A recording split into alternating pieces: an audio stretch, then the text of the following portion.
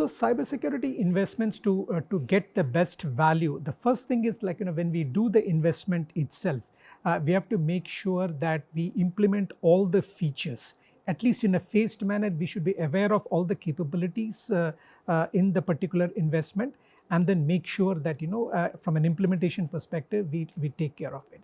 The next thing is that we should have definitely periodic meetings within the team itself, so that we are leveraging and how we are actually leveraging all the features and capabilities in the system. So from an internal perspective, it is important that we have these sessions so that we review how the product is performing, so that we can get maximum value out of it.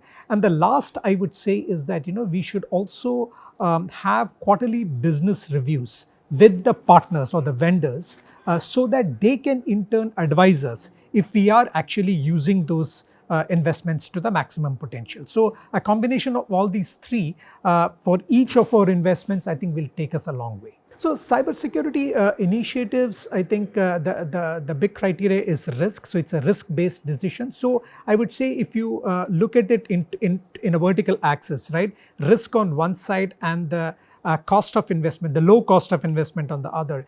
It's important that you pick the low-hanging fruits, which is the ones which actually would mitigate the maximum risk at a low cost. So these would be your top no-brainer kind of an investments, and then you start prioritizing based on the other key risks to your organization. Because as the value of the particular investment to mitigate a particular risk increases, so we'll have to pay a lot more attention. So I think the first is actually to get the low-hanging fruits, and then start looking at the other ones which are most from a risk perspective, which will be mitigating for the organization. I think it is great. I think it is important. It's one of those very few events which connects security, this fraternity across India, and it's a pan-India kind of initiative, rather than there are a lot of point region-specific initiatives, but this is completely a pan-India initiative. It's great to meet all your colleagues. So that's one thing